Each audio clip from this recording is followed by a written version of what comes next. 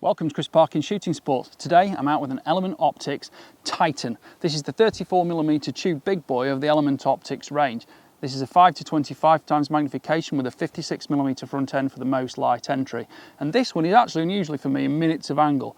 I usually go for milliradians just because it's my preference. The point of these scopes is you can have them in whatever measurement suits you. This one's minutes of angle, I prefer milliradians, but it's available in both with matching reticle, and because it's first focal plane, whatever it shows you on the reticle is identically matched by the turret regardless of the magnification setting. I'm using it today on a CZ457 LRP in 2-2 rimfire, so I can practice some of the dialing capabilities of it and shoot steel plates at extended ranges. This has 25 minutes of angle per turn, which is extensive, and from 0 at 100 meters here, I can now dial up 25, 26, 27, 28, 29, 30, 31, let's just keep going, that's 35, that's 40. We've got nearly 50 minutes of angle adjustment there from the 0 point from 100 meters upwards. And I have actually got 5 more minutes of angle below to play with. Now these are actually adjustable mounts, so I could be using this actually further tipped up as well to increase the range capability even more. And it's already on the CZ's 25 minute of angle adjustment rail, which gives it initial inclination. You can probably see there's an adapter on the back here, and this is for a PARD 007V. This is going to allow me to film and photograph some of the footage, and it's the 16mm focal length unit, which I find is optimum for this scope's eye relief. I've been using this scope on several rifles, and I've actually this morning just taken it off an air rifle. I've put it on here and I've zeroed it, so I haven't set up the turrets yet, and I'll do those shortly on camera so you can see how we reset these so that the zero stops and the markings are correct for the rifle it's being used on.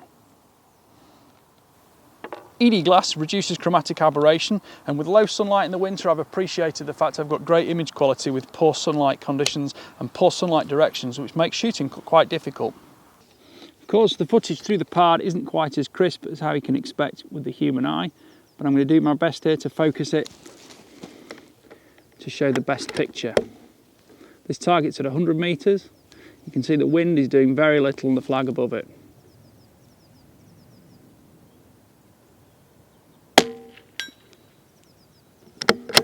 Striking slightly high. The internal mechanisms on the turrets are stainless steel to give you greater long-term durability, and it has a hard mechanical zero stop. Give that a few clicks left, click down. The scope is waterproof, fog-proof, shockproof and nitrogen purged. A sunshade lens cloth and rubber lens covers are included. The exit pupil is 11.2 to 2.1 millimeters. Eye relief is 3.74 to 3.54 inches. Field of view at 100 yards is 24.1 feet to 4.9 feet, which is equivalent to 4.6 degrees to 0.92 degrees. This minute of angle version has quarter MOA clicks, and there are 25 minutes per turn. If you have the milliradian version, there are 10 milliradians per revolution.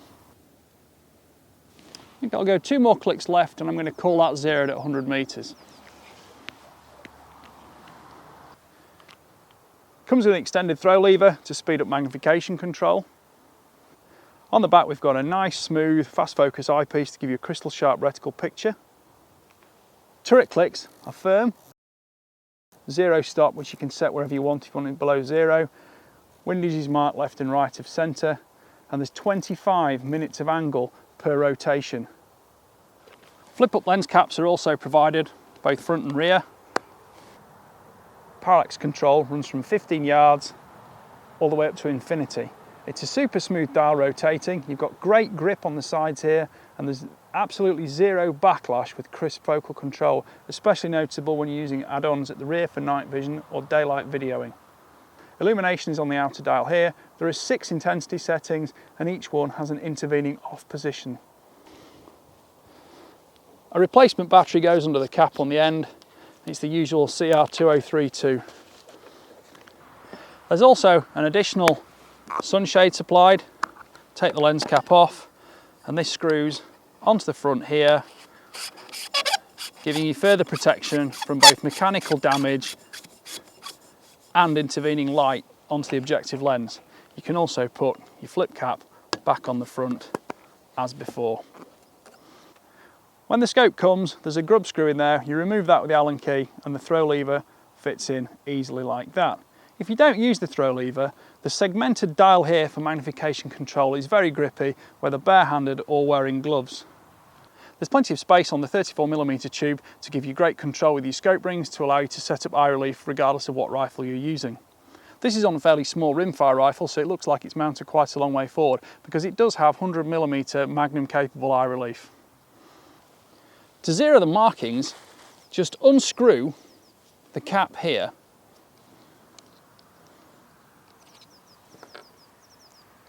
Lift the outer dial off and then slot it back down to illustrate your zero position. There is also the functionality of a zero stop on this scope, but we need the Allen keys for that. So I'm going to get the Allen keys now, which are supplied in the box with the Element optic.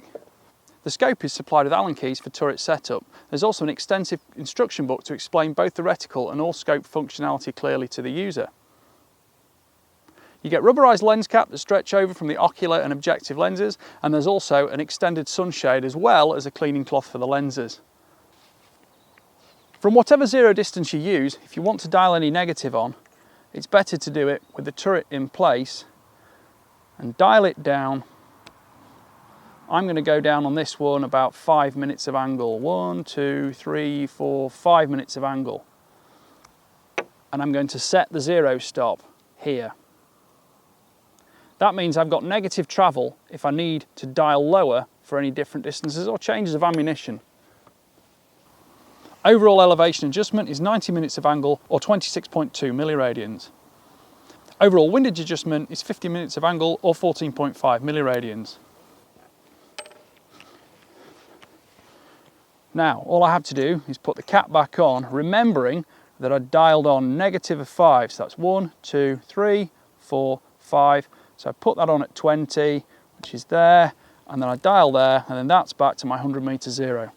It's just the easiest way to do it if you want negative travel, which in an emergency or backup situation is very helpful without having to resort to Allen keys if you do need to dial back below your regular zero. And I've now got a negative 5 minutes of angle.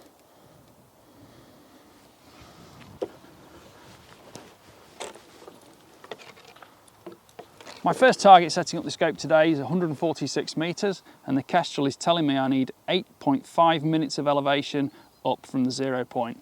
Now I'm mixing my units a little bit because I'm on 100 metres from my zero, but that's just the way my range is set up. So let's try this. 8.5 minutes of elevation. Overall length is 385 millimetres, weight is 1105 grams.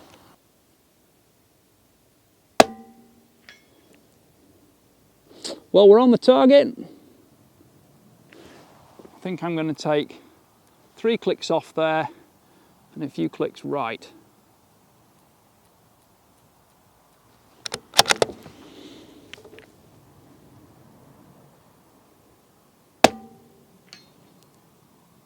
And that's a bit more like it.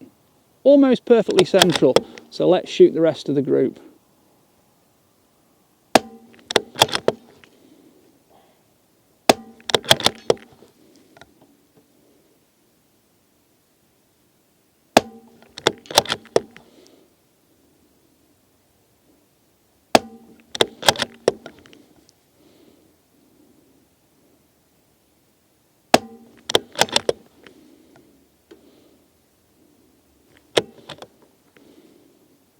Well, I'm fairly happy with that in terms of the precision from the rifle. It's a little bit less comfortable than normal because I've got the added distance of the pad on the back to film it.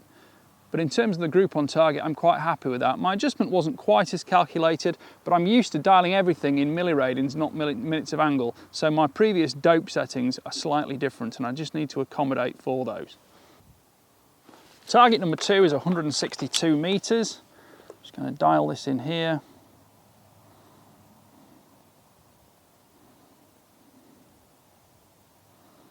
And that's giving me 11.7 minutes of angle. So I'm going to take probably a minute off that and I'm going to go for 10. I'll go for 10 3/4 minutes. Bit of a guesstimate on that one. Let's see how it goes.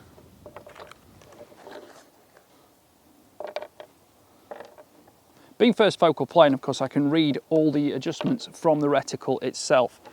As I've said, I am used to milliradians. The systems all still work similarly, just different dimensions, and I just have to get used to slowing down my thought process and working quite so quickly and intuitively as I've done for years in milliradians to switching to minutes of angle. But let's have a go at this one.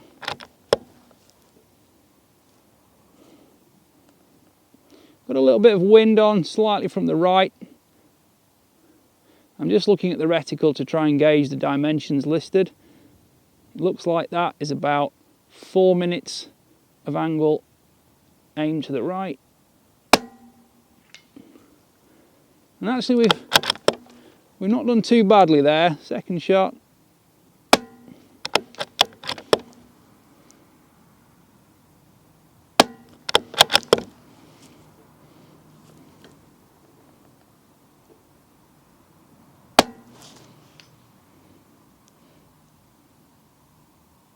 Of course, with the pad on the back, you do lose a little bit of the image capability from bare eyesight, and I'm not seeing my bullet strike quite as easily through the pad. The wind out there is quite changeable.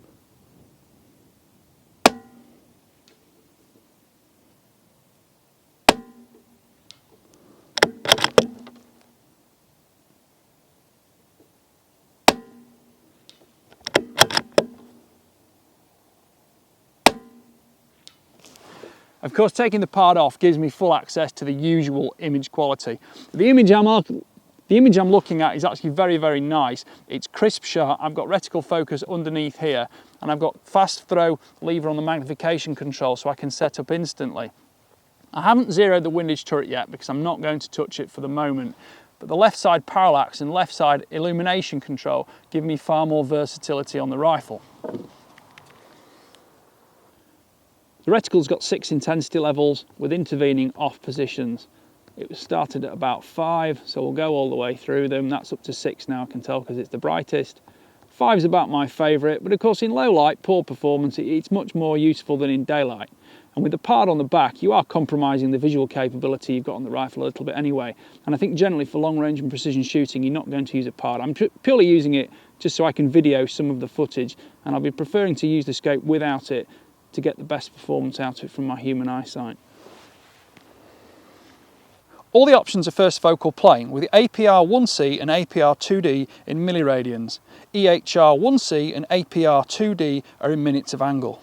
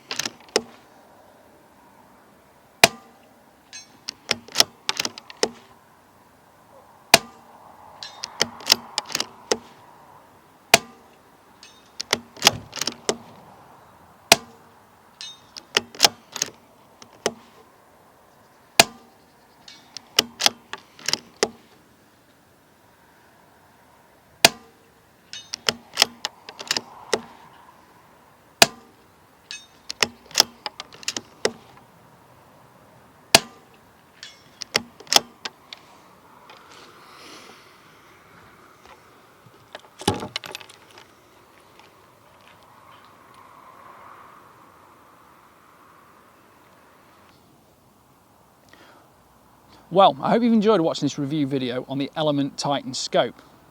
The helix below it and the nexus above it give a graduated scale of image quality, but the Titan, somewhere in the middle, gives you a lot more functionality, and it's a larger tube, more suitable for dialing capability, and still got the 56mm objective lens, so you get great light entry into the scope and transmission through it. The click values, whether you want minutes of angle or milliradians, are fantastic when coupled with a first focal plane reticle, which regardless of magnification will always read correctly, so that when you dial on accurate clicks which are repeatable and return to zero perfectly, you're assured of a reliable optic. Today wasn't the greatest day for box testing because there is wind outside, and of course the wind will destroy the accuracy of the box test. I've already done the box test on this scope using an air rifle at shorter range in controlled conditions with no crosswind or variables like that. It tracks perfectly and I'm extremely happy with that. So regardless of whether you have minutes of angle or milliradians, you're assured of a correct scope.